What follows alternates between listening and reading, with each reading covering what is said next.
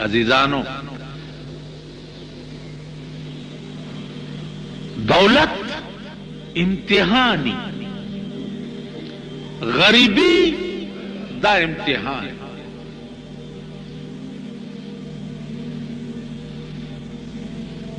غریبی ځان له امتحان دی او دولت ځان له امتحان دی. غریبی دا امتحان دی چې ګورم تا باندې مې شپه اوږې راوسته، سره د بچو مې نهار کړی، ګورم چې ته ما ته رجوع کوې او که ته یو بنده ته رجوع کوې.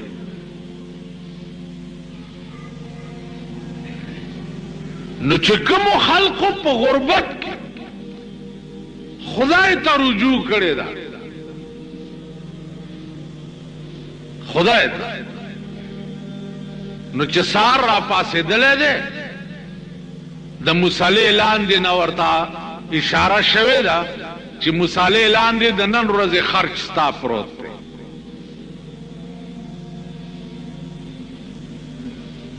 او هر سحر مصالې لاندې لاس کوه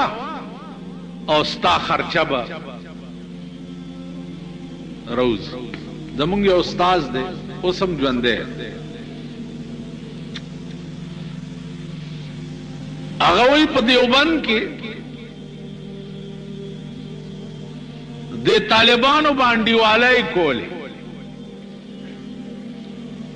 چې انډیوالۍ به یې کولې نو کله چای پخ کړې، کله حلوا پخ کړې، کله څه چې د طالبانو طبیعت. نو ما سره به د انډیوالۍ پیسې نه وي، نو چې کومه ورځ به دوی صحبت کولو نو زه به تې بار لاړم، ځکه چې ما به پکې پیسې نه وی اچولې. وی چې خوب کې راته وویلی شو چې یو انا ورځ درته مقرر شوه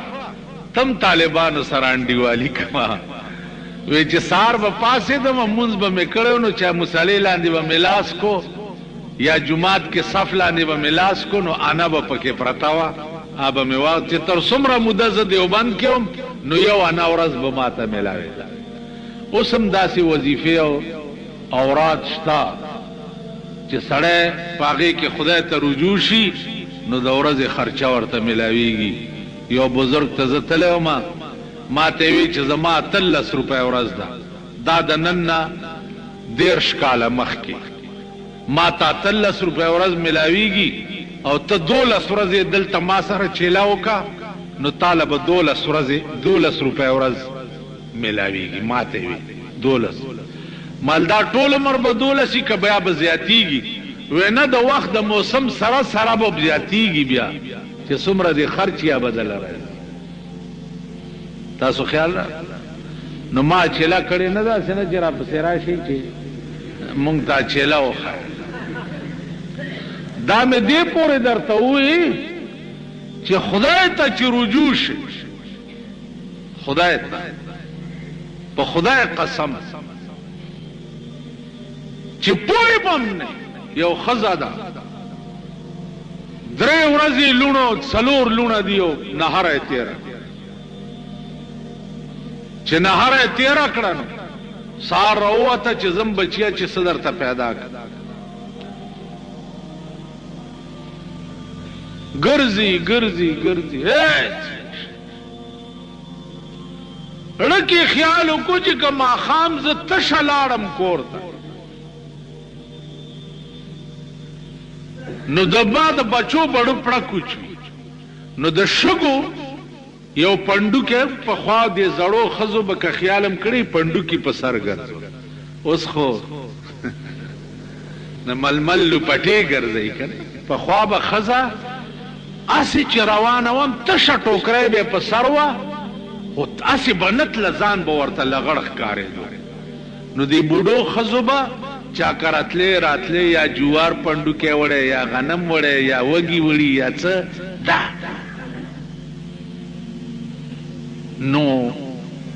د شګو پنډوکی په سر کو. لوڼې ورته دروازه کې ولاړې وې، هغې چې ورته وکته نو وی چې یاره شکر دی نن مې مور څه راوړه. چا پندو کې کور کې کې خو نوړه کې خیالو کو جوز به ملونه وګوري چې شګي دي نو بسړه به اوچوي چا شګي پرانیستی دي پاغي کې لال او جواهرات کو تاسو خیال راغی د وخت ولی تی تپوس کوي چې چاته دی ویل ولینا ویل ضمیر اجازت نه راکولو چې د دومره لوی دولتمند بندگان یو مونږ نو مونږ به غریب دولتمند ته ولی وایو تاسو خیال راغی نن چې دا مونږ د خدای په عظیم قهر اخته یو نو مونږ د خدای سره پریښې ده او د بنده سره هم نیولې مؤثر حقیقی پارسیس کې خدای دی او مونږه مؤثر حقیقی پارسیس کې بنده ګڼو تاسو ګورئ نن دا ټول پاکستان په قهر اخته کله ممبرانو پسې منډې وایي کله کونسلرانو پسې منډې وایي کله صوبایي ممبر پسې منډې وایي کله قومي ممبر پسې منډې هغه ځان له مخکې د خدای په قهر اخته دی په باندې او په کم سوداګانې کوي دوه ډلې دي صاحبه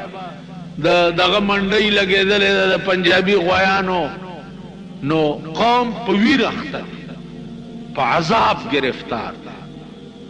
سو کوئی زوی میں نہ کرے گی سو کوئی لور میں نہ کرے گی سو کوئی خزی بدلی میں نہ کی گی سو عظیم قہر دا عمل کا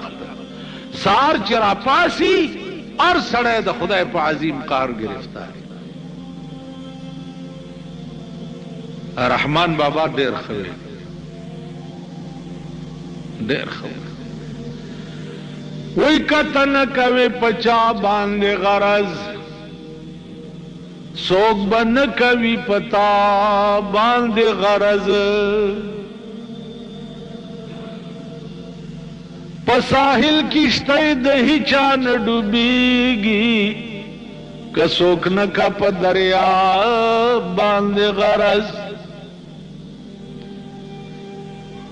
دا دنیا پا احمقانو دا آبادا دا دنیا پا احمقانو دا آبادا دانا نکا پا دنیا باند غرض دا دنیاوی دا ټول احمقان چې دانائی اپ دنیا غرض نکی اس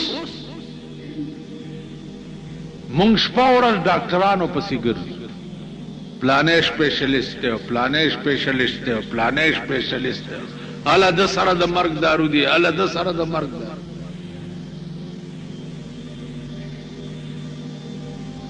رحمان بابا وی زد رحمان په درد یار کې د سه خوخیم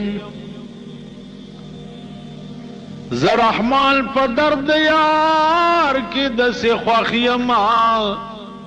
چې می نشتا په دوا باندې غرض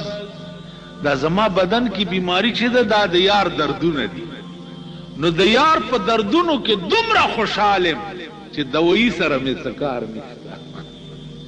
او دې سټیج ته مونږه څنګه رسو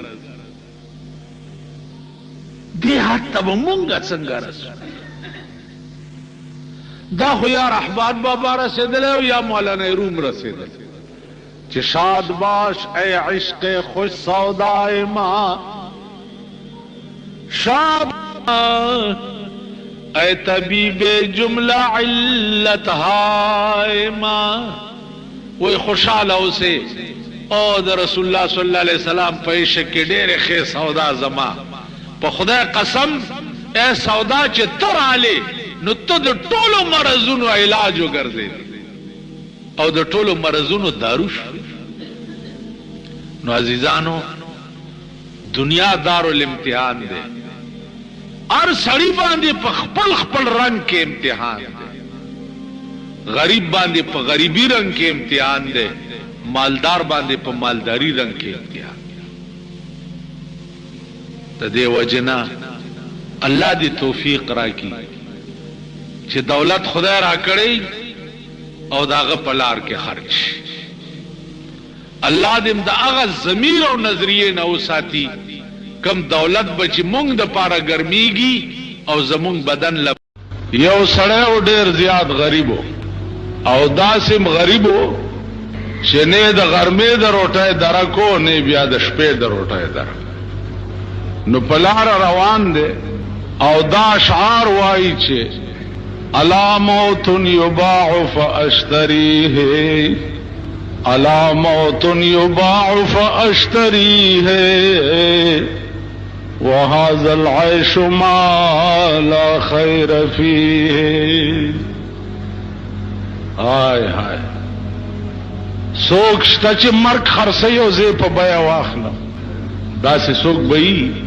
چې مرګ خرڅي او زه په بیا والم د ژوند نه خدا خدا چې چرته مرګ خرڅيږي او زه په بیا والم او زمر زکه چې د ځان لوګه خدا سره برداشت کی لیکن د بال بچ لوګه برداشت کول چې دی خدای دې چاته نه خي دا د سړی د برداشت نه با یو سړی ورپسې روانو هغه چې دا اشعار واورید نو هغه ولا €1 ورکړه چې خدای بندا مرګ مغواړه دا €1 والو بال بجله په وړو والے وخت به پیتیش سړی ډېر خوشحال شو روپای واغستا وړو وړو وخت پټال د زمانه انقلاباتو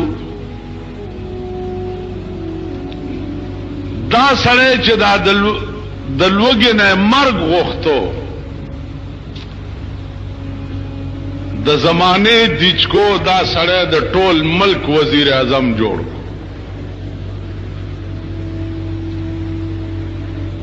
یا دا سه حالو چې د لوګي نه مرګ پسې ګرځیدل او یا بیا د ټول ملک وزیر اعظم شو هغه سړی چې چا ولا €1 ورکړی و بیا هغه داسې غریب شو چې هغه بیا ځان له مرګ لټولو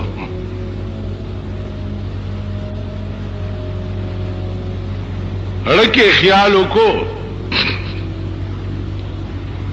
چې دې سړی سره خو ما په ډېر سخت وخت کې د €1 امداد کړو چې د لوګي نه ځان ته مرګ غوښتو او ما ولا €1 ورکړی و او نن د ملک وزیر اعظم دی راشه څه تجربه خو په وکا بادشاہ دی د ملک نو عزیزانو یو درخواست یې ولیکل او دا درخواست په سر باندې دا اشعار ولیکل چې الا موت یباع فاشتریه الا موت یباع فاشتریه وهذا العيش ما لا خير فيه او وزیر اعظم صاحب زاغ سړی ما چې تا د لوګي نه ځان ته مرګ غوښتو دا شعرونه دی وی او ما په ډېر سخت وخت کې تاله €1 درکړی و نن هغه حال چې کوم ستاو نو هغه په ما راغلی دی نن ته د ملک وزیر اعظم په دې درخواست باندې غور وکړه که څه امداد را سره کولی شي